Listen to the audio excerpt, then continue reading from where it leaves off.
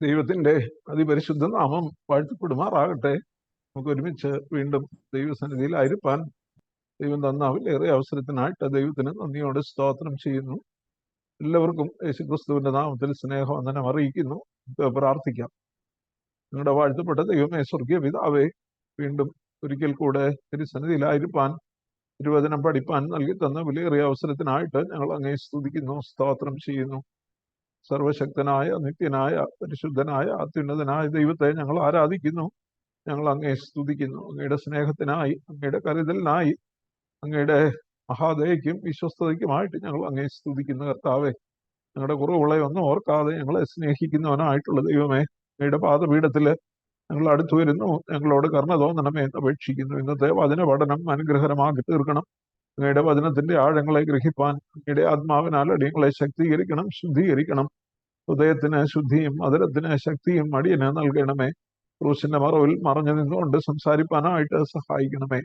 കേൾക്കുന്ന എല്ലാവർക്കും ഒരുപോലെ അനുഗ്രഹമായി തീരുവാൻ, ആരെല്ലാം എപ്പോഴെല്ലാം കേൾക്കുന്നു അവർക്കെല്ലാം ഈ വചന പഠനം അനുഗ്രഹകരമായി തീരുവാൻ, അനേകരുടെ ഹൃദയങ്ങളെ കർത്താവെ ശോധന ചെയ്യുന്നതും ശുദ്ധീകരിക്കുന്നതുമായി തീരുവാൻ വചന പഠനം മുഖാന്തരമാക്കി തീർക്കണമേ എന്ന് അപേക്ഷിക്കുന്നു. മഹത്വം തിരുമേനി എടുത്താട്ട് യേശു ക്രിസ്തുവിന്റെ നാമത്തിൽ അപേക്ഷിക്കുന്നു. കൃപയുണ്ടായി കേൾക്കുമാറാകണമേ.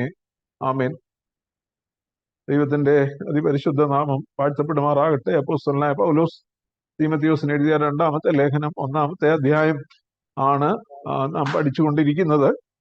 നമ്മൾ ആദ്യത്തെ 10 വാക്യങ്ങൾ പഠിച്ചു കഴിഞ്ഞു. 11-ാമത്തെ വാക്യമാണ് ഇന്ന് നാം ചിന്തിക്കുന്നത്. 9ഉം 10ഉം വാക്യങ്ങളിൽ പ്രത്യേകിച്ചും കഴിഞ്ഞ എപ്പിസോഡില് നാം ചിന്തിച്ചത് ഗ്ലോറിയസ് ഗോസ്പലിനെ കുറിച്ചാണ്. മഹത്വകരമായ തേജസ്സുള്ള സുവിശേഷത്തെ കുറിച്ചാണ്. ആ സുവിശേഷത്തിന്റെ പ്രത്യേകതകള്, ഒന്നാമതായിട്ട് അത് മരണം നീക്കുന്ന സുവിശേഷമായിരുന്നു. 2, ജീവനും അക്ഷയതയും വെളിപ്പെടുത്തുന്നതായിട്ടുള്ള സുവിശേഷം.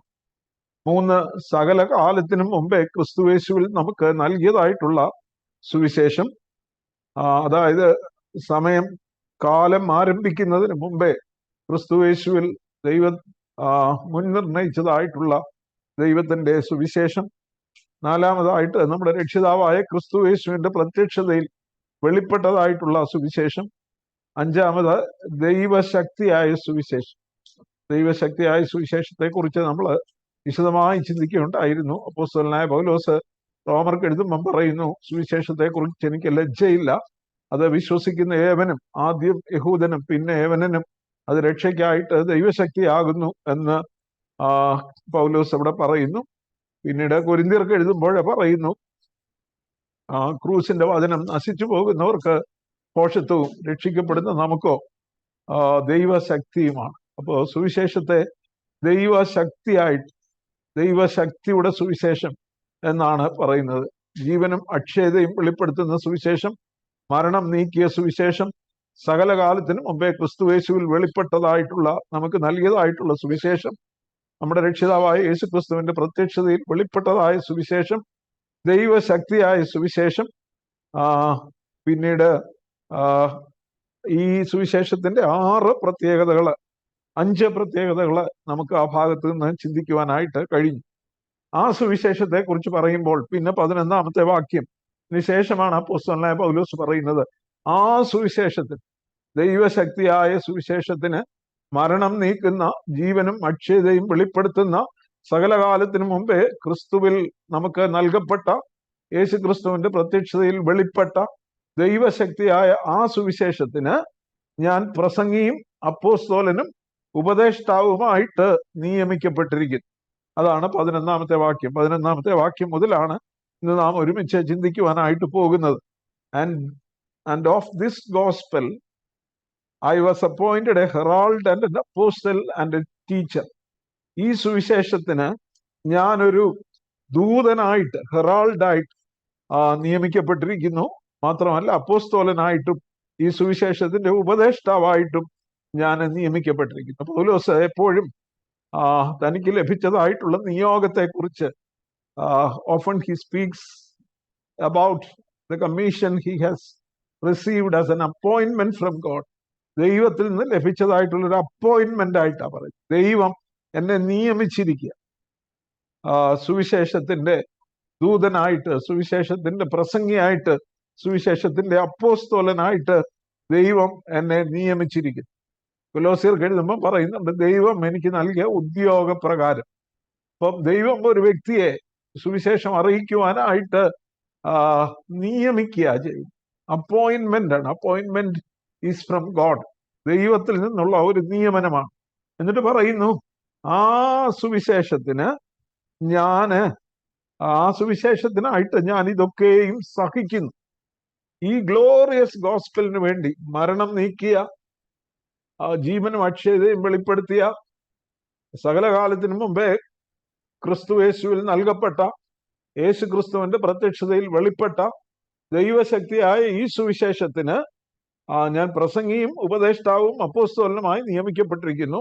അതുകൊണ്ട് ആ നിയമനം കൊണ്ട് ദൈവം എന്നെ തെരഞ്ഞെടുത്തത് കൊണ്ട് അത് നിമിത്തം തന്നെ ഈ കഷ്ടത ഞാൻ അനുഭവിക്കുന്നത് ഈ വലിയ സുവിശേഷത്തിന് വേണ്ടിയാണ്. ആ സുവിശേഷം അറിയിക്കുവാൻ എന്നെ നിയമിച്ചിരിക്കുന്നതിനാല് ഞാൻ ഇതൊക്കെയും സഹിക്കുന്നു. ഇപ്പോഴ് അപ്പോസ്തലനായ പൗലോസ് റോമയിലെ കാരാഗ്രഹത്തിൽ തൻ്റെ ദിവസങ്ങൾ എണ്ണപ്പെട്ടിരിക്കുന്നതായിട്ടുള്ള ചില ദിവസങ്ങൾക്കപ്പുറം തൻ്റെ ശിരച്ഛേദം ചെയ്യും. അങ്ങനെ ജയിലിലായിരിക്കുമ്പോൾ പറയുകയാണ്, ഞാൻ ഈ അനുഭവിക്കുന്നതൊക്കെയും ഈ മഹത്വമേറിയ സുവിശേഷത്തിന്റെ സാക്ഷിയായി, അപ്പോസ്തോലനായി, ഉപദേഷ്ടാവായി ദൈവം എന്നെ നിയമിച്ചിരിക്കുന്നതിനാൽ ആണെന്ന് പറയുന്നു. പൗലോസിന്റെ കഷ്ടതകളെ കുറിച്ച് നമുക്ക് 2 കൊരിന്ത്യർ 11 അധ്യായത്തിന്റെ 23 മുതൽ 27 വരെയുള്ള വാക്യങ്ങളിൽ താൻ അനുഭവിച്ചതായിട്ടുള്ള കഷ്ടതകളെ കുറിച്ച് വിവരിക്കുന്നുണ്ട്. ഒന്ന് കുറെ 40 അടി 5 വട്ടം കൊണ്ടു, ഒരു തവണ കോലിനാൽ അടി കൊണ്ടു, പലവട്ടം പട്ടിണി, നഗ്നത, ശീതം, ഉറക്കളപ്പ്, കടലിലെ ആപത്ത്, കള്ളന്മാരാലുള്ള ആപത്ത്, കള്ള സഹോദരന്മാരാലുള്ള ആപത്ത്, അങ്ങനെ മൃഗയുദ്ധം ചെയ്തു. അങ്ങനെ അനവധി കഷ്ടതകള് താന് ഈ സുവിശേഷത്തിന് വേണ്ടി അനുഭവിക്കുന്നതായിട്ട് അതുകൊണ്ട് ഞാൻ ഇതൊക്കെയും സഹിക്കുന്നു. ഈ കഷ്ടതയിലും അപ്പോസ്തലനായ പൗലോസ് തന്റെ നിയോഗത്തെ, ദൈവം ഏൽപ്പിച്ചതായിട്ടുള്ള ഉത്തരവാദിത്വത്തെ, മാത്രമല്ല ഇത്ര വലിയൊരു സുവിശേഷത്തിന്, ഈ മഹത്വമേറിയ സുവിശേഷത്തിന് സാക്ഷ്യം വഹിക്കുന്നു എന്നുള്ളത് കൊണ്ട് ഈ മറ്റ് കഷ്ടതകളെല്ലാം തന്നെ നിസ്സാരമായിട്ട് എണ്ണുകയാണ്.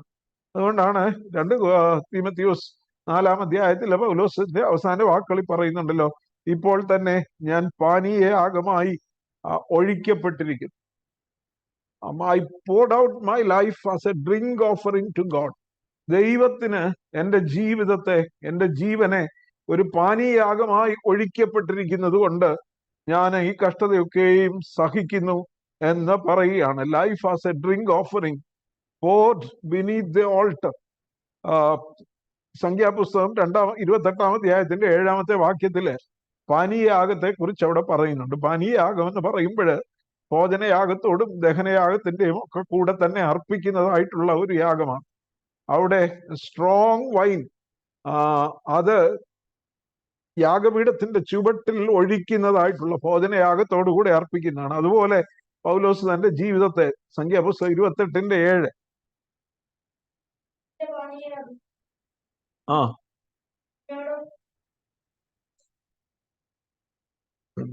പാനീയാഗം യാഗപീഠത്തിന്റെ ചുവട്ടിൽ ഒഴിക്കണം അല്ലേ? 28:7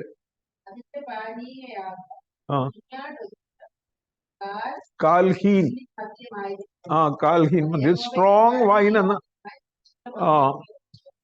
അതിന്റെ പാനീയാഗം കുഞ്ഞാടൊന്നിന് കാൽഹീൻ മദ്യമായിരിക്കണം. അത് യാഗപീഠത്തിന്റെ ചുവട്ടിൽ, വിശുദ്ധ മന്ദിരത്തിൽ യാഗപീഠത്തിന്റെ ചുവട്ടിൽ ഒഴിക്കണം എന്നാണ് പറയുന്നത്. അവിടെ സ്ട്രോങ് വൈൻ എന്നാ പറയും. അപ്പോ അത് അർപ്പിക്കുമ്പോൾ തന്റെ ശരീരം, തന്റെ ജീവൻ ഒരു ഡ്രിങ്ക് ഓഫറിംഗ് ആയിട്ട് അർപ്പിക്കുകയാണ്, ഒരു പാനീയാഗമായി. പാനീയാഗം ആ സന്ദർഭത്തിൽ അത് മനസ്സിലാക്കുന്നത് അത് ദൈവമക്കളുടെ അന്തിമ വിജയത്തിന്റെ സൂചകമായി മാത്രമല്ല, വാഗ്ദത്ത ദേശത്ത് പ്രവേശിക്കുന്നതിന്റെ സൂചകമായി അർപ്പിക്കുന്നതാണ്. അതുപോലെ തന്നെ പൗലോസ് തന്റെ ജീവിതത്തിന്റെ അവസാനത്തിൽ പറയുകയാണ്, ഞാൻ ഇതൊക്കെയും സഹിക്കുന്നു, ഇപ്പോൾ തന്നെ എൻ്റെ ജീവിതം ഒരു പാനീയാഗമായി അർപ്പിക്കുകയാണ് എന്ന് താന് പറയുന്നു. 2 തീമോഥെയോസ് 1:12 പറയുന്നു, അത് നിമിത്തം തന്നെ ഞാൻ ഇതൊക്കെയും സഹിക്കുന്നു, എങ്കിലും ലജ്ജിക്കുന്നില്ല. ഞാൻ ആരെ വിശ്വസിച്ചിരിക്കുന്നു എന്ന് അറിയുന്നു, അവൻ എൻ്റെ ഉപനിധി ആ ദിവസം വരെ സൂക്ഷിപ്പാൻ ശക്തനെന്ന് ഉറച്ചുമിരിക്കുന്നു. That is why I am suffering as I am. ഞാൻ അത് നിമിത്തം ഇതൊക്കെയും സഹിക്കുന്നു. I am not ashamed. അതുകൊണ്ട് ഞാൻ ലജ്ജിക്കുന്നില്ല. Because I know whom I have believed, and I am convinced that he is able to guard what I have entrusted to him for that day. ഞാൻ മലയാളം വേദപുസ്തകത്തിലെ തർജിമയില് അല്പം വ്യത്യാസമുണ്ട്. അത് നിമിത്തം ഞാൻ ഇതൊക്കെയും സഹിക്കുന്നു എന്ന് പറഞ്ഞിട്ട് ഞാൻ അതുകൊണ്ട് ലജ്ജിക്കുന്നില്ല. എന്തുകൊണ്ടെന്നാൽ ഞാൻ ആരെ വിശ്വസിച്ചിരിക്കുന്നു എന്ന് ഞാൻ അറിയുന്നു. മാത്രവുമല്ല, I am convinced that he is able to guard what I have entrusted to him for that day. ഞാൻ അവനെ ഏൽപ്പിച്ചത്, ഞാൻ ആരെ വിശ്വസിച്ചിരിക്കുന്നു എന്ന് ഞാൻ അറിയുന്നു, ഞാൻ അവനെ ഏൽപ്പിച്ചത് ആ ദിവസം വരെ സൂക്ഷിപ്പാൻ അവൻ ശക്തനാണ്. അവൻ എൻ്റെ ഉപനിധി, ആ ദിവസം വരെ സൂക്ഷിപ്പാൻ ശക്തനെന്നാണ് മലയാളം വേദപുസ്തകത്തിൽ. എന്നാൽ ഇംഗ്ലീഷ് വേദപുസ്തകത്തിൽ പറയുന്നത് he is able to guard what I have entrusted to him until that day, for that day. ഞാൻ ആ ദിവസത്തേക്ക് വേണ്ടി അവനെ ഏൽപ്പിച്ചത് അവൻ ആ ദിവസം വരെ സൂക്ഷിപ്പാൻ ശക്തനാണെന്ന് പൗലോസ് അപ്പോസ്തലൻ പറയുന്നു. എന്താണ് പൗലോസ് അപ്പോസ്തലൻ ദൈവത്തെ ഏൽപ്പിച്ചത്? ഒന്ന്, ഞാൻ ആരെ വിശ്വസിച്ചിരിക്കുന്നു, I know whom I have believed. ഞാൻ ആരെ വിശ്വസിക്കുന്നു എന്ന് ഞാൻ അറിയുന്നു. 2, ഞാൻ അവനെ ഏൽപ്പിച്ചത് ആ ദിവസം വരെ അവൻ സൂക്ഷിപ്പാൻ ശക്തനാണ്. അപ്പോ 2-3 ചോദ്യങ്ങള്. എന്താണ് പൗലോസ് കർത്താവിനെ ഏൽപ്പിച്ചത്? ഏത് ദിവസത്തെ കുറിച്ചാണ് പൗലോസ് ഇവിടെ പറയുന്നത്? അതിൽ ആ 2 ചോദ്യങ്ങളുടെയും ഉത്തരത്തെ കുറിച്ച് ചിന്തിക്കുന്നതിന് മുമ്പായിട്ട് നമുക്ക് ആദ്യത്തെ സ്റ്റേറ്റ്മെന്റ് നോക്കാം. ഞാൻ ആരെ വിശ്വസിക്കുന്നു എന്ന് ഞാൻ അറിയുന്നു. പ്രിയമുള്ളവരെ, ക്രിസ്തീയ വിശ്വാസം എന്ന് പറയുന്നത് ഒരു കൂട്ടം പ്രമാണങ്ങളിലോ തത്വജ്ഞാനത്തിലോ ഉള്ള ഒരു വിശ്വാസമല്ല. Christian faith is not the belief in a set of principles. വേദപുസ്തകത്തിൽ കുറച്ച് തത്വ സംഹിതകളുണ്ട്, അതിലുള്ള വിശ്വാസമാണ് ക്രിസ്തീയ വിശ്വാസം എന്ന് പലപ്പോഴും നമ്മൾ ചിന്തിക്കുന്നു. തീർച്ചയായിട്ടും ദൈവവചനത്തിലുള്ള വിശ്വാസം തന്നെയാണ്. പക്ഷേ ഇവിടെ പൗലോസ് പറയുന്നത് ഞാൻ ആരെ വിശ്വസിക്കുന്നു എന്ന് ഞാൻ അറിയുന്നു. His faith is in a person, not in a set of principles. ഒരു കൂട്ടം തത്വ സംഹിതകളിലല്ല, ഒരു വ്യക്തിയിലാണ് വിശ്വസിക്കുന്നത്. യേശു ക്രിസ്തുവിൽ വിശ്വസിക്കുന്നു.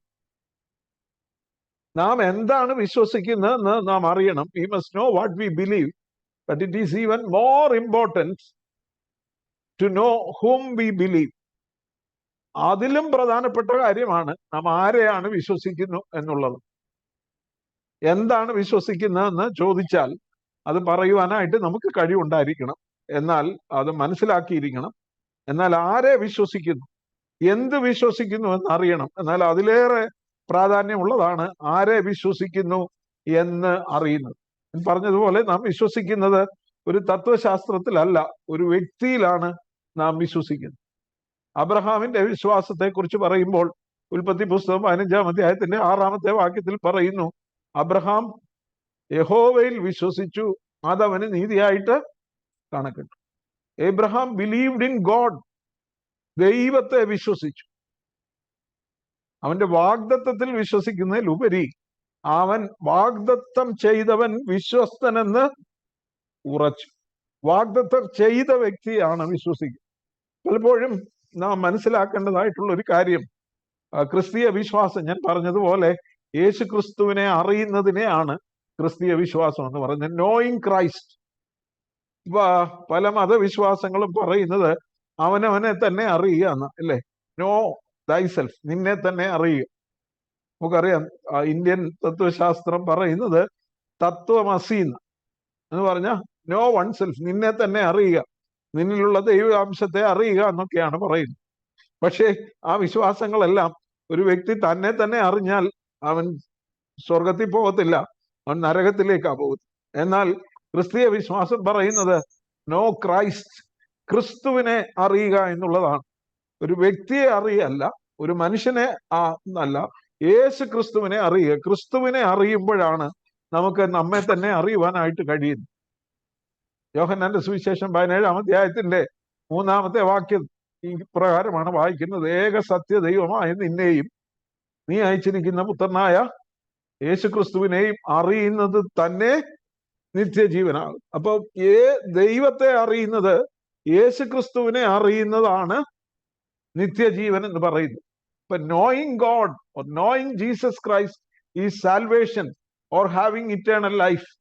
ദൈവത്തെ അറിയുമ്പോഴാണ്, യേശു ക്രിസ്തുവിനെ അറിയുമ്പോഴാണ് ഒരു മനുഷ്യൻ നിത്യജീവൻ പ്രാപിക്കുന്നത്. നിത്യജീവൻ പ്രാപിച്ചു കഴിയുമ്പോൾ തന്നെ തന്നെ അറിയുവാനായിട്ട് കഴിയും. ദൈവത്തെ യഥാർത്ഥമായി അറിയുമ്പോൾ, കാണേണ്ടതുപോലെ കണ്ടു കഴിയുമ്പോൾ നമുക്ക് നമ്മെ തന്നെ അറിയുവാനായിട്ട് കഴിയും. നമുക്ക് യെശയ്യാ പ്രവചനം 6-ാം അധ്യായം വായിച്ചാല്, യെശയ്യാ പ്രവചനം 6-ാം അധ്യായത്തിലാണ് യെശയ്യാവിന്റെ ദർശനത്തെ കുറിച്ച് നാം കാണുന്നത്. ഉസിയ രാജാവ് മരിച്ച ആണ്ടിൽ കർത്താവ് ഉയർന്നും പൊങ്ങിയുള്ള സിംഹാസനത്തിൽ ഇരിക്കുന്നത് യെശയ്യാവ് കാണുന്നു. അവന്റെ വസ്ത്രത്തിന്റെ വിളുമ്പുകൾ മന്ദിരത്തെ നിറച്ചിരുന്നു, അല്ലേ? പിന്നെ അവന്റെ ശബ്ദം കൊണ്ട് ഉമ്മരപ്പടി കുലുങ്ങി എന്ന് നാം വായിക്കുന്നു. ആ സമയത്താണ്, വായിച്ചാട്ട് ആദ്യത്തെ 2-3 വാക്യങ്ങൾ വായിച്ച്. ഉസിയ രാജാവ് മരിച്ച ആണ്ടിൽ കർത്താവ് ഉയർന്നും പൊങ്ങിയുള്ള സിംഹാസനത്തിൽ ഇരിക്കുന്ന ഞാൻ കണ്ടു. അവന്റെ വസ്ത്രത്തിന്റെ വിളുമ്പുകൾ മന്ദിരത്തെ നിറച്ചിരുന്നു. സാറാഫുകൾ അവന് ചുറ്റും നിന്നു. ഓരോരുത്തരും 6 ചിറകുണ്ടായിരുന്നു. 2 കൊണ്ട് മുഖം മൂടി, 2 കൊണ്ട് കാലുകൾ മൂടി, 2 കൊണ്ട് പറന്നു.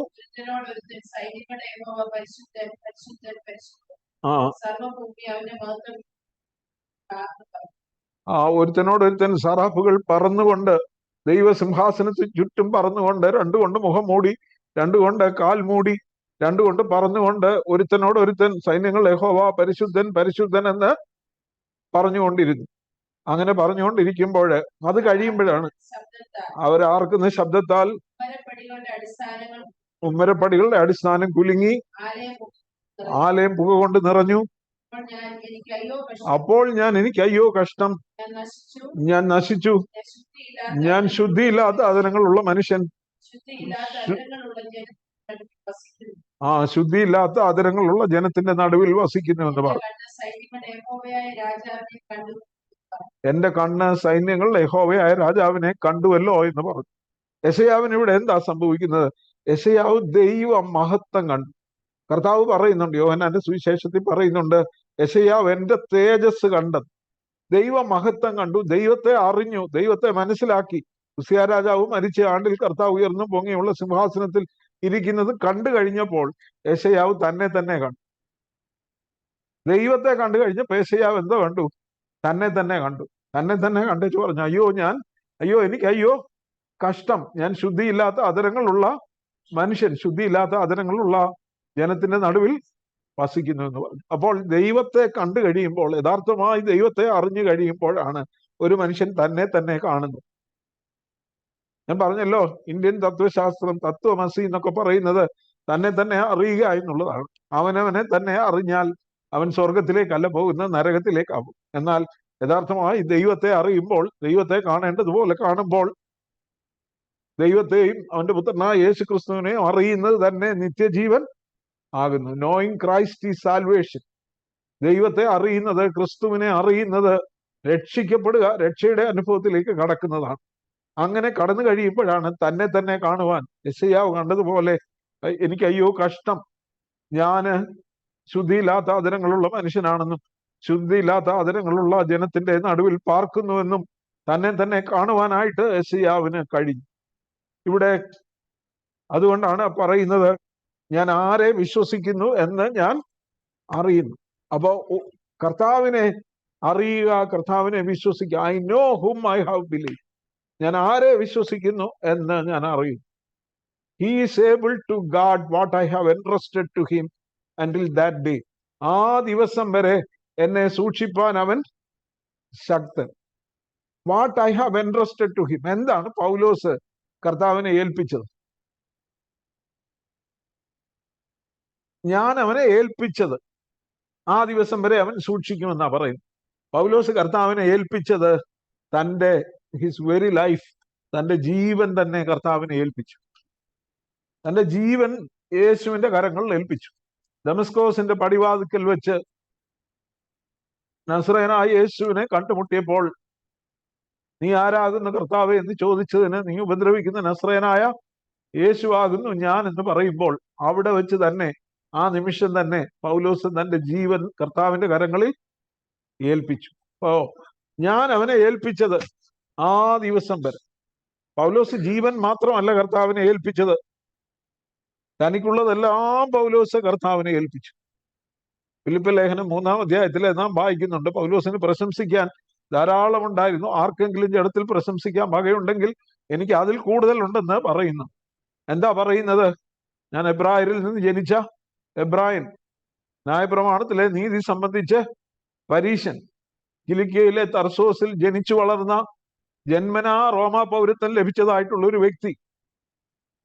മാത്രമല്ല, ഗമാലിയേൽ എന്ന പ്രശസ്ത ഗുരുവിന്റെ പാദപീഠത്തിൽ ഇരുന്ന് പഠിച്ചവനായിട്ടുള്ള വ്യക്തി, ബെന്യാമീൻ ഗോത്രക്കാരൻ.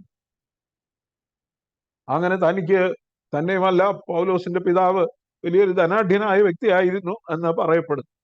അപ്പൊ തനിക്ക് വലിയ നല്ല പഠനം ലഭിച്ചു. അതുകൊണ്ട് തന്നെ പൗലോസിന് നല്ല അറിവുണ്ടായി.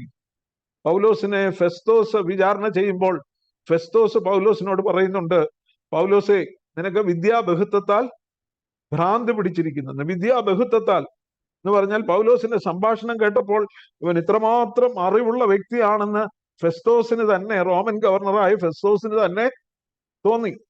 അപ്പം തന്റെ ബുദ്ധിയും തന്റെ കഴിവും തന്റെ പഠനവും തന്റെ വലിയ വിദ്യാഭ്യാസവും തന്റെ റോമ പൗരത്വവും ബെന്യാമീൻ ഗോത്രക്കാരനെന്നുള്ള ആ വലിയ പദവിയും പരീശനും എല്ലാമായിരുന്ന വ്യക്തി, എല്ലാം ക്രിസ്തു നിമിത്തം ചപ്പെന്നും ചവറെന്നും എണ്ണുവാൻ, ഛേദമെന്ന് എണ്ണുവാനായിട്ട് പൗലോസിന് കഴിഞ്ഞു. അതുകൊണ്ടാണ് പൗലോസ് പറയുന്നത്, ഞാൻ അവനെ ഏൽപ്പിച്ചത്, എൻ്റെ ഈ ജീവൻ ഞാൻ യേശു കർത്താവിനെ ഏൽപ്പിച്ചു. What I have entrusted to him, he is able to keep until that day. ആ ദിവസം വരെ ഞാൻ അവനെ എൻ്റെ ജീവൻ ഏൽപ്പിച്ചു. ഇപ്പോഴേ മരിക്കാൻ തുടങ്ങുക. ചില ദിവസങ്ങൾക്കപ്പുറം ശിരച്ഛേദം ചെയ്യപ്പെടും. റോമ കൈസറുടെ വിചാരണയ്ക്ക് ശേഷം ചില ദിവസങ്ങൾക്കപ്പുറം പൗലോസിനെ വധശിക്ഷയ്ക്ക് വിധിക്കുകയാണ്. അതുകൊണ്ടാ പറയുന്നത്, എൻ്റെ നിര്യാണ കാലവും അടുത്തിരിക്കുന്നു എന്ന് പറയുന്നു. എന്നാൽ താൻ കർത്താവിനെ ഏൽപ്പിച്ച ജീവൻ, തനിക്കുണ്ടായിരുന്ന വിദ്യാഭ്യാസവും തൻ്റെ കഴിവുകളും തൻ്റെ സമ്പത്തും തൻ്റെ ജന്മന ലഭിച്ചതായിട്ടുള്ള എല്ലാ പദവികളും എല്ലാം തന്നെ, ഗമാലിയേലിന്റെ പാദപീഠത്തിൽ നിന്ന് പഠിച്ചതും എല്ലാം തന്നെ കർത്താവിന്റെ കരങ്ങളിൽ കർത്താവിനായിട്ട്, സുവിശേഷത്തിനായിട്ട് ഏൽപ്പിച്ചു കൊടുത്തു. തൻ്റെ ആരോഗ്യം ഏൽപ്പിച്ചു കൊടുത്തു. പ്രിയമുള്ളവരെ, അത് കർത്താവ് ആ ദിവസം വരെ, ഏത് ദിവസം വരെയാ?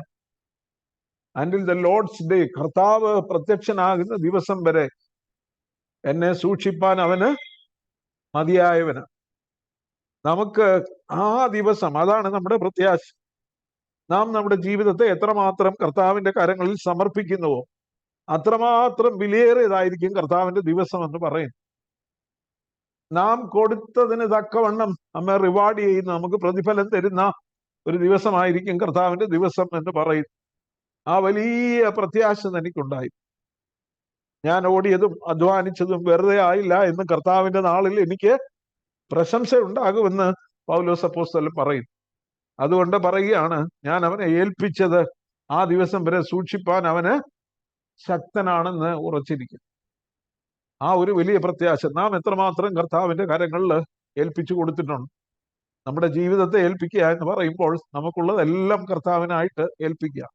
എൻ്റെ സമ്പത്തും എൻ്റെ കീർത്തിയും എൻ്റെ വിദ്യയും എൻ്റെ ആയുസ്സും എനിക്കുള്ളതെല്ലാം കർത്താവിനായിട്ട് ഞാൻ സമർപ്പിക്കുന്നെങ്കിൽ കർത്താവിന്റെ ദിവസത്തിൽ എനിക്ക് പുകഴ്ചയുണ്ടാകും, പ്രശംസയുണ്ടാകും. അത് നോക്കി പൗലോസ് പറയുകയാണ്, ഞാൻ ആരെ വിശ്വസിച്ചിരിക്കുന്നുവെന്ന് ഞാൻ അറിയുന്നു. ഞാൻ അവനെ ഏൽപ്പിച്ചത് സൂക്ഷിപ്പാൻ, അതിന് പ്രതിഫലം തരുവാൻ അവൻ മതിയായവനാണ്, അവൻ ശക്തനാണ്.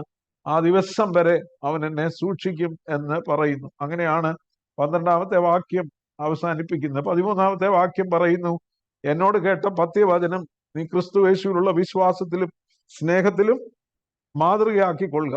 ആ നല്ല ഉപനിധി നമ്മിൽ അധിവസിക്കുന്ന പരിശുദ്ധാത്മാവിനാൽ സൂക്ഷിച്ചുകൊള്ളുക. ഇംഗ്ലീഷ് വേദപുസ്തകത്തിൽ ഇച്ചിരി കൂടെ സ്ട്രോങ് ലാംഗ്വേജ് ഉപയോഗിച്ചിരിക്കുന്നത്. സൂക്ഷിക്കുക എന്നുള്ളതിന് ഹോൾഡ് ഫാസ്റ്റ് എന്നാ പറയും. ചില ട്രാൻസ്ലേഷന് കീപ്പ് എന്ന് പറയും.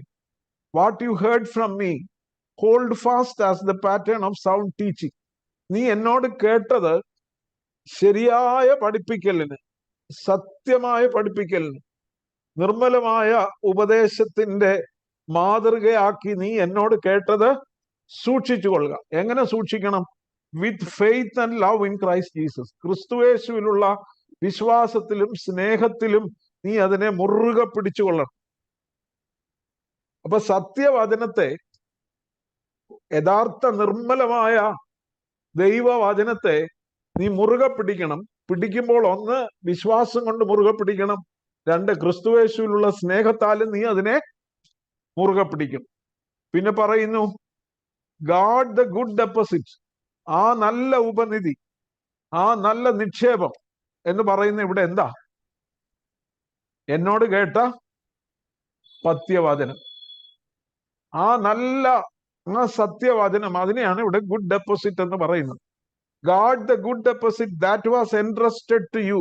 നിന്നെ ഏൽപ്പിച്ചതായിട്ടുള്ള ആ സത്യവചനം, പത്യവചനം, ആ യഥാർത്ഥ നിർമ്മലമായ ഉപദേശം, നീ അതിനെ സൂക്ഷിക്കണം. എങ്ങനെ സൂക്ഷിക്കണം? Guard it with the help of the holy spirit who lives in us. നമ്മിൽ അധിവസിക്കുന്ന ദൈവത്തിന്റെ പരിശുദ്ധാത്മാവിനാൽ നീ എന്നോട് കേട്ട സത്യവചനം നീ സൂക്ഷിക്കണം. ഞാൻ നിന്നെ ഭരമേൽപ്പിച്ച സത്യവചനം നീ മുറുകെ പിടിച്ചുകൊള്ളണം എന്ന് പറയുന്നു. ഒരു കാര്യം മുറുകെ പിടിക്കണമെന്ന് പറയുന്നതിന്റെ കാരണം,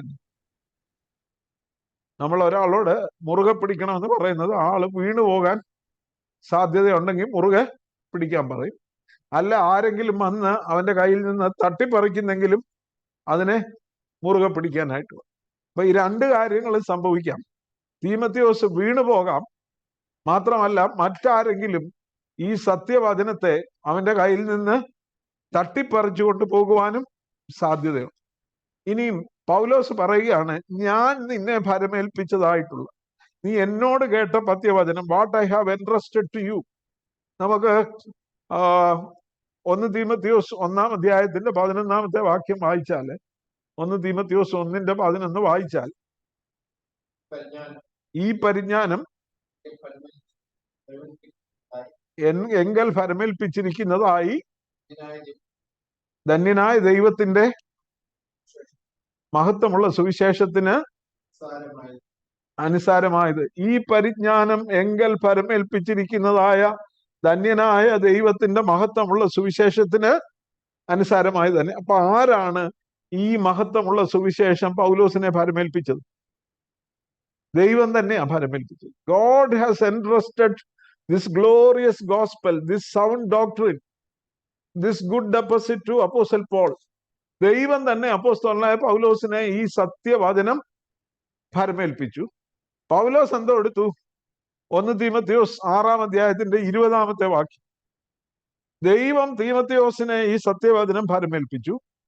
പൗലോസ് അത് തീമോഥെയോസിനെ ഭരമേൽപ്പിച്ചു. അതുകൊണ്ടാണ് 1 തീമോഥെയോസ് 6:20 പറയുന്നത്, അല്ലയോ തീമോഥെയോസേ, നിന്റെ പക്കൽ ഏൽപ്പിച്ചിരിക്കുന്ന ഈ ഗുഡ് ഡിപ്പോസിറ്റ്, ഈ നല്ല നിക്ഷേപം, ഈ ഉപനിധി കാത്തുകൊണ്ട് ജ്ഞാനമെന്ന് മറ്റുള്ളവരൊക്കെ വ്യാജമായി പേർ പറയുന്നതിന്റെ ഭക്തിവിരുദ്ധമായ വൃഥാലാഭങ്ങളെയും തർക്കസൂത്രങ്ങളെയും ഒഴിഞ്ഞു നിൽക്കുക. അപ്പൊ തീമോഥെയോസിനോട് പറയുകയാണ്, ദൈവം പൗലോസിനെ ഭരമേൽപ്പിച്ചതായിട്ടുള്ള ആ സുവിശേഷം, ആ നല്ല നിക്ഷേപം പൗലോസ് അത് തീമോഥെയോസിനെ ഭരമേൽപ്പിച്ചിരിക്കുന്നു. അല്ലയോ തീമോഥെയോസേ, നിന്റെ പക്കൽ ഏൽപ്പിച്ചിരിക്കുന്ന ഉപനിധി കാത്തുകൊള്ളണം. ദൈവം എന്നെ ഏൽപ്പിച്ചു, അത് ഞാൻ നിന്നെ ഏൽപ്പിക്കുന്നു. You guard it, you hold fast to it.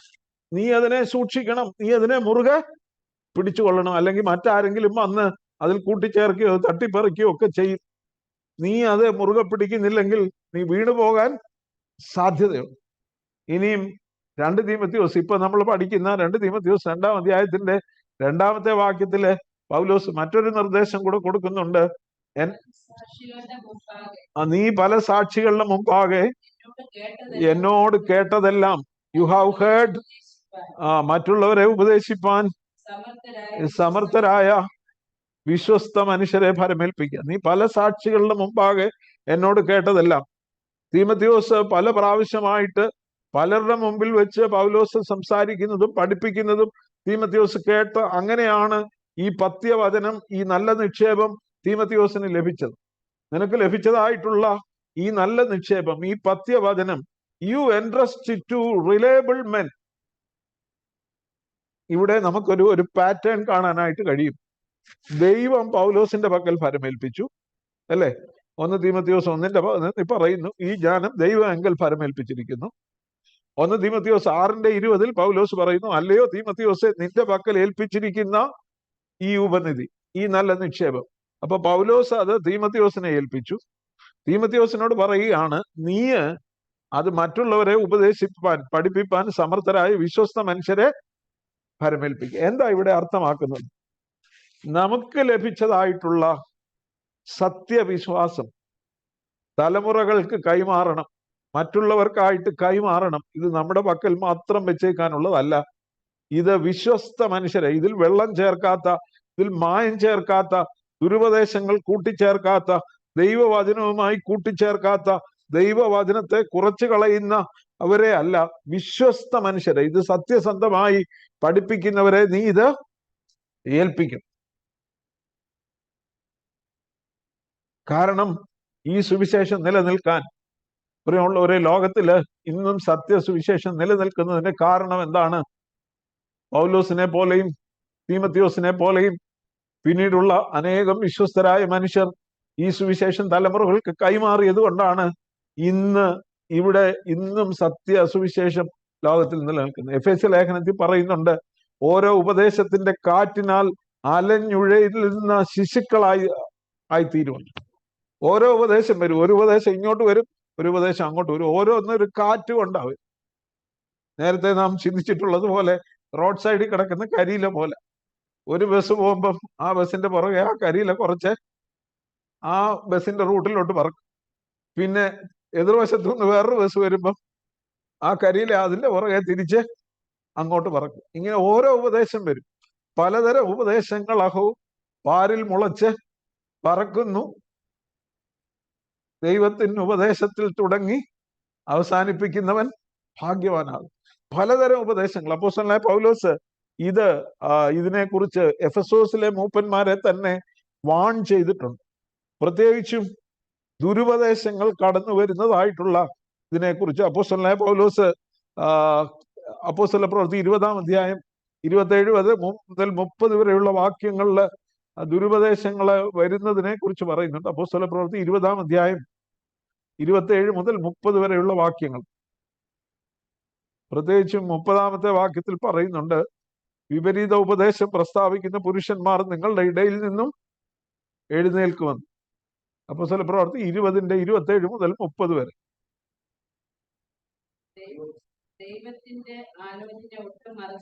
ദൈവത്തിന്റെ ആലോചന ഒട്ടും മറച്ചു വെക്കാതെ ഞാൻ മുഴുവനും പൗലോസ് എഫെസോസിലെ മൂപ്പന്മാരോട് പറയുകയാണ്, ദൈവം എനിക്ക് തന്ന ആലോചന ഞാൻ ഒട്ടും മറച്ചു വെക്കാതെ, ദൈവം തന്നെ ഏൽപ്പിച്ചതായിട്ടുള്ള സത്യസുവിശേഷം ഒട്ടും മറച്ചു വെക്കാതെ നിങ്ങളെ അറിയിച്ചു തന്നിരിക്കുന്നുവല്ലോ. പിന്നെ നിങ്ങളെ തന്നെയും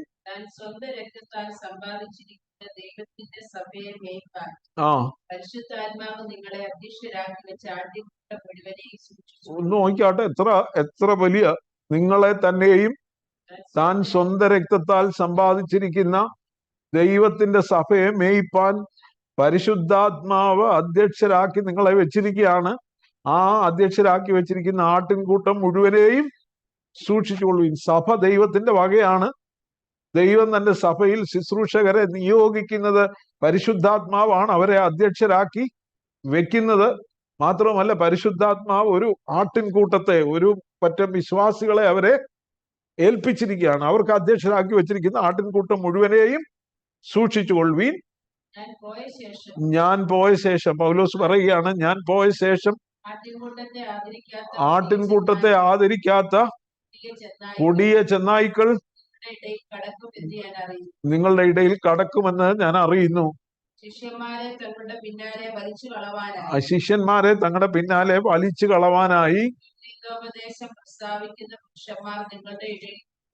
വിപരീത ഉപദേശം പ്രസ്താവിക്കുന്ന പുരുഷന്മാർ നിങ്ങളുടെ ഇടയിൽ നിന്നും. അപ്പൊ ഒരു ദുരുപദേശം ഒരു സഭയിൽ ഉണ്ടാകുന്നത് എവിടുന്ന? പുറത്തുനിന്നല്ല. പുറത്തുനിന്ന് ആരും കൊണ്ട് കൊടുക്കുന്നതല്ല. കൂടുതലും അവരുടെ ഇടയിൽ നിന്ന് തന്നെയാണ് ദുരുപദേശങ്ങൾ ഉണ്ടാകുന്നത്. ദൈവത്തിന്റെ സഭയാണ്, പരിശുദ്ധാത്മാവ് അധ്യക്ഷരാക്കി വെച്ചതാണ്. ദൈവമേൽപ്പിച്ച ദൈവത്തിന്റെ ആലോചന ഒട്ടും മറച്ചു വയ്ക്കാതെ ദൈവജനത്തെ അറിയിക്കുവാനുള്ള ഉത്തരവാദിത്വം ദൈവം നിയോഗിച്ച വിശ്വസ്ത ശുശ്രൂഷകർക്കുണ്ടായിരിക്കും. അപ്പൊ loyalty to the word of God, ദൈവവചനത്തോടുള്ള പ്രതിബദ്ധത, കൂറ്, അത് ഇന്നത്തെ കാലത്ത് നഷ്ടപ്പെട്ടിരിക്കുകയാണ്. ഒരു സഭ ദുരുപദേശത്തിന്റെ പിന്നാലെ പോകുന്നത് എപ്പോഴും അതിലെ നേതാക്കന്മാർക്ക്, അതിനെ നയിക്കുന്നവര് ഒന്നുകിൽ ബലഹീനരാകുമ്പോൾ, അവർക്ക് ദൈവവചനത്തോട് പ്രതിബദ്ധത ഇല്ലാതെ ആകുമ്പോഴാണ്, കൂറില്ലാതെ ആകുമ്പോഴാണ്. ഇവിടെയാണ് ഒരു സ്പിരിച്വൽ ഇന്റഗ്രിറ്റിയെ കുറിച്ച് പൗലോസ് പറയുന്നത്. ഒരാത്മീകമായ വിശ്വസ്തത, സ്പിരിച്വൽ ലോയൽറ്റി. നീ ഇതിനെ മുറുകെ പിടിച്ചുകൊള്ളണം. നീ ഇത് വിശ്വസ്ത മനുഷ്യരെ ഏൽപ്പിക്കണം. നീ പല സാക്ഷികളുടെ മുമ്പാകെ എന്നോട് കേട്ടതാണ്. ആത്മീകമായ വിശ്വസ്തത, ആത്മീകമായ സത്യസന്ധത ഉണ്ടായിരിക്കണം എന്നാണ് പറയുന്നത്. അപ്പോ തിമോത്തിയോസിന്റെ solemn responsibility is to hold fast to the spiritual truth. ആത്മീക സത്യത്തെ മുറുകെ പിടിച്ചുകൊള്ളണം എന്നുള്ളതാണ് പ്രധാനമായ തിമോത്തിയോസിനെ ഏൽപ്പിച്ചിരിക്കുന്ന കർത്തവ്യം എന്ന് പറയുന്നത്. ദുരുപദേശങ്ങൾ കടന്നു വരുന്നത് സഭയ്ക്കുള്ളിൽ നിന്ന് തന്നെയാണ്. വിശേഷിച്ചും നേതൃത്വ സ്ഥാനങ്ങളിൽ ഇരിക്കുന്നവർക്ക് ദൈവവചനത്തോട് പ്രതിബദ്ധതയില്ലെങ്കിൽ, ദൈവവചനത്തോട് കൂറില്ലെങ്കിൽ, എങ്ങനെയും ആയിക്കോട്ടെ എന്ന് കരുതുന്നെങ്കിൽ, അല്ലെങ്കിൽ സമ്മർദ്ദങ്ങൾക്ക് അടിമപ്പെട്ടു പോകുന്നുവെങ്കിൽ, പ്രിയമുള്ളവരെ, ദുരുപദേശങ്ങള് സഭയിലേക്ക് കടന്നു വരും. എന്നാൽ ഒരു തലമുറയെ വാർത്തെടുക്കുവാൻ ഈ സത്യ വെളിച്ചം, ഈ സുവിശേഷത്തിന്റെ സത്യ വെളിച്ചം തലമുറകളിലേക്ക് പകരുവാൻ, വിശ്വസ്ത മനുഷ്യരെ ഫലമേൽപ്പിക്കുവാനായിട്ടാണ് ദൈവത്തിന്റെ പരിശുദ്ധാത്മാവ് ഉദ്ബോധിപ്പിക്കുന്നത്. അതുകൊണ്ട് പറയുകയാണ്, നീ എന്നോട് കേട്ട പത്യവചനം നീ ക്രിസ്തുയേശുവിലുള്ള വിശ്വാസത്തിലും സ്നേഹത്തിലും മാതൃകയാക്കും. മാത്രമല്ല, ഇത് ഉപദേശിക്കുമ്പോൾ it should be taught in love. അത് സ്നേഹത്തിൽ വേണം പഠിപ്പിക്കാനായിട്ട്. അതുകൊണ്ടാണ് സ്നേഹത്തിൽ സത്യം സംസാരിക്കണമെന്ന് എഫേസ്യ ലേഖനത്തില് നാം വായിക്കുന്നത്. തർക്കിക്കാനും വാദിക്കാനും ഇടിച്ചിരുത്താനും ഒന്നുമല്ല. നാം പ്രത്യേകിച്ചും സുവിശേഷത്തെ ഡിഫെൻഡ് ചെയ്യുമ്പോൾ സ്നേഹം വിട്ട് പെരുമാറണമെന്നല്ല ഇവിടെ ഉദ്ദേശിക്കുന്നത്. സ്നേഹത്തിൽ സത്യം സംസാരിപ്പാൻ, എന്നാൽ സത്യവിശ്വാസത്തെ മുറുകെ പിടിക്കുവാൻ, അതിനെ തലമുറകൾക്ക് കൈമാറുവാൻ ദൈവം സംഗതിയാക്കട്ടെ. അങ്ങനെ ചെയ്യണമെന്നാണ് അപ്പോസ്തലനായ പൗലോസ് തീമോത്തിയോസിനോട് പറയുന്നത്. സ്നേഹത്തിൽ മാതൃകയായിക്കൊള്ളുക. പിന്നെ 14-ാമത്തെ വാക്യം പറയുന്നു, ആ നല്ല ഉപനിധി നമ്മിൽ അധിവസിക്കുന്ന പരിശുദ്ധാത്മാവിനാൽ സൂക്ഷിച്ചു കൊള്ളുക. തീമോത്തിയോസിനോട് പറയുന്നു, guard the good deposit that was entrusted to you, guard it with the help of the holy spirit who lives in us. നമ്മിൽ അധിവസിക്കുന്ന പരിശുദ്ധാത്മാവാണ് ഈ സത്യ ഉപദേശത്തെ നമുക്ക് തന്നത്. പരിശുദ്ധാത്മാവാണ് നമ്മെ സകല സത്യത്തിലും വഴി നടത്തുന്നത്. പരിശുദ്ധാത്മാവെന്ന് പറയുന്ന പരിശുദ്ധാത്മാവാണ്, ഹീസ് ദ ടീച്ചർ. ഉപദേഷ്ടാവെന്ന് പറയുന്ന പരിശുദ്ധാത്മാവാണ്. അപ്പൊ ദൈവത്തിന്റെ പരിശുദ്ധാത്മാവിനെ കൂടാതെ ഒരു വ്യക്തിക്ക് സത്യവിശ്വാസത്തിൽ നിലനിൽക്കുവാനായിട്ട് കഴിയുകയും, പരിശുദ്ധാത്മാവാണ് ഈ നിക്ഷേപത്തെ തീമോത്തിയോസിനെ ഏൽപ്പിച്ചത്, ഈ ഉപനിധിയെ ഏൽപ്പിച്ചത്. പൗലോസിലൂടെ ഏൽപ്പിച്ചെങ്കിലും പരിശുദ്ധാത്മാവാണ് അത് തീമോത്തിയോസിനെ ഏൽപ്പിച്ചത്. അതുകൊണ്ട് തന്നെ പരിശുദ്ധാത്മാവിനാൽ അത് മുറുകെ പിടിക്കുവാനും അതിനെ സൂക്ഷിപ്പാനും തീമോത്തിയോസ് ബാധ്യസ്ഥനാണ്. പരിശുദ്ധാത്മാവ് അതിനെ സഹായിക്കുകയും ചെയ്യും. പ്രിയമുള്ളവരെ, നാം ദൈവവചനത്തിന്റെ പഠനത്തിൽ പരിശുദ്ധാത്മാവിന്റെ സഹായം സ്വീകരിക്കുന്നില്ലെങ്കിൽ we will be in dark, നമ്മൾ ഇരുട്ടിലായിരിക്കും. ദൈവത്തിന്റെ പരിശുദ്ധാത്മാവാണ് നമ്മുടെ ഹൃദയ ദൃഷ്ടിയെ പ്രകാശിപ്പിക്കുന്നത്. നമ്മുടെ ഹൃദയ ദൃഷ്ടിയെ പ്രകാശിപ്പിക്കുമ്പോഴാണ് സുവിശേഷത്തിന്റെ സത്യം നമുക്ക് മനസ്സിലാക്കുവാനായിട്ട് കഴിയുന്നത്. ദൈവവചനത്തെക്കുറിച്ച് പറയുന്നത് അത് ഇരുട്ടിൽ പ്രകാശിക്കുന്ന വിളക്കെന്നാണ്. നമ്മൾ 2 പത്രോസ് 1-ാം അധ്യായം വായിച്ചാൽ 2 പത്രോസ് 1-ാം അധ്യായം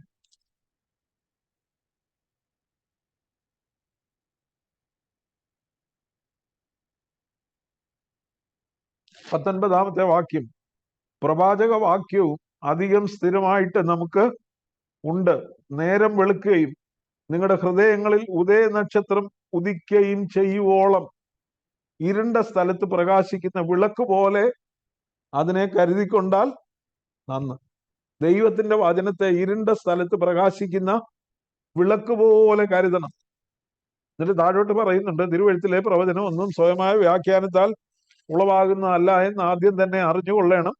പ്രവചനം ഒരിക്കലും മനുഷ്യന്റെ ഇഷ്ടത്താൽ വന്നതല്ല, ദൈവകൽപ്പനയാൽ മനുഷ്യർ പരിശുദ്ധാത്മ നിയോഗം പ്രാപിച്ചിട്ട് സംസാരിച്ചത്. മനുഷ്യർ പരിശുദ്ധാത്മാ നിയോഗം പ്രാപിച്ച് സംസാരിച്ചതാണ് ദൈവത്തിന്റെ വചനം. ആ ദൈവത്തിന്റെ വചനം നമുക്ക് വെളിപ്പെടണമെങ്കിൽ, നമ്മുടെ ഹൃദയങ്ങളിൽ പ്രകാശിക്കണമെങ്കിൽ അത് പ്രകാശിപ്പിക്കുന്നത് ദൈവത്തിന്റെ പരിശുദ്ധാത്മാവ്. ദൈവത്തിന്റെ പരിശുദ്ധാത്മാവ് ദൈവവചനത്തെ നമ്മുടെ ഹൃദയങ്ങളിൽ പ്രകാശിക്കുമ്പോഴാണ് സത്യവിശ്വാസത്തിൽ, സത്യവചനത്തിൽ നിൽക്കുവാനായിട്ട് നമുക്ക് കഴിയുന്നത്. പൗലോസ് തീമോഥെയോസിനെ ഓർമ്മിപ്പിക്കുന്ന അതാണ്. ആ നല്ല ഉപനിധിയെ നമ്മിൽ അധിവസിക്കുന്ന പരിശുദ്ധാത്മാവിനാൽ സൂക്ഷിച്ചുകൊള്ളുക. Guard it with the help of the holy spirit who lives in us. നമ്മിൽ പരിശുദ്ധാത്മാവ് അധിവസിക്കുമ്പോൾ ദൈവത്തിന്റെ വചനത്തെ നമ്മുടെ ഹൃദയത്തിൽ ഉറപ്പിച്ചു തരുവാൻ, അത് വ്യാഖ്യാനിച്ചു തരുവാൻ, ആ സത്യവിശ്വാസത്തിൽ നിലനിർത്തുവാൻ ദൈവത്തിന്റെ പരിശുദ്ധാത്മാവ് നമ്മെ സഹായിക്കും. എല്ലാ കാലത്തും പിശാചിന്റെ ഏറ്റവും വലിയ തന്ത്രം എന്ന് പറയുന്നത് ദൈവവചനത്തെ സംശയിപ്പിക്കുക എന്നുള്ളതാണ്. അത് ഏദൻ തോട്ടത്തിൽ തന്നെ തുടങ്ങിയതാ അല്ലേ? ഹവായുടെ അടുക്ക ചെന്ന് തുടങ്ങി ചോദിച്ചു, ദൈവം വാസ്തവമായിട്ട് അങ്ങനെ കൽപ്പിച്ചിട്ടുണ്ടോ? വാസ്തവമായിട്ട് കൽപ്പിച്ചിട്ടുണ്ടോ എന്ന് ചോദിച്ചാൽ അതിന്റെ അർത്ഥം എന്തോ? അങ്ങനെ പറയാൻ ദൈവത്തിന് എങ്ങനെ കഴിയും? ദൈവം അങ്ങനെ പറഞ്ഞോ? അയ്യോ, അങ്ങനെ പറഞ്ഞേ അത് തെറ്റല്ലേ? അപ്പൊ ദൈവവചനത്തെ സംശയിപ്പിക്കുക, ദൈവവചനത്തിൽ നിന്ന് മനുഷ്യനെ വ്യതിചലിപ്പിക്കുക എന്നുള്ളതാണ് പിശാചിന്റെ ഏറ്റവും വലിയ തന്ത്രം.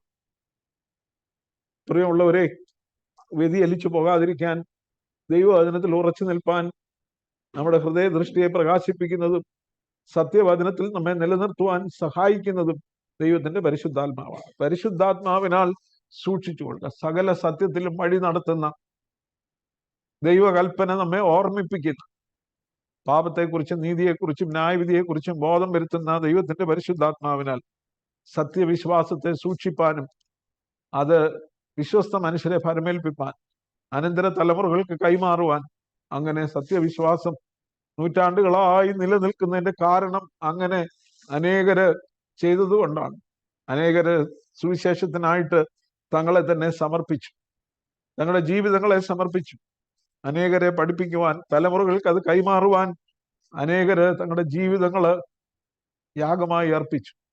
അതുകൊണ്ടാണ് ഇന്നും യഥാർത്ഥത്തിൽ സത്യവിശ്വാസത്തിൽ നിലനിൽക്കുവാനായിട്ട് നമുക്ക് കഴിയുന്നു. അതുകൊണ്ട് ഇവിടെ പൗലോസ് ഓർപ്പിക്കുന്നത്, be loyal to the spiritual truth. ആത്മീക സത്യങ്ങളോട് കൂറുള്ളവരായി, വിശ്വസ്തതയുള്ളവരായി നിലനിൽക്കുക. അതിനായിട്ട് ദൈവത്തിന്റെ പരിശുദ്ധാത്മാവ് നമ്മെ സഹായിക്കട്ടെ എന്ന് പ്രാർത്ഥിച്ചുകൊണ്ട് എൻ്റെ വാക്കുകളെ അവസാനിപ്പിക്കുന്നു. ദൈവം നമ്മെ എവരെയും അനുഗ്രഹിക്കുമാറാകട്ടെ.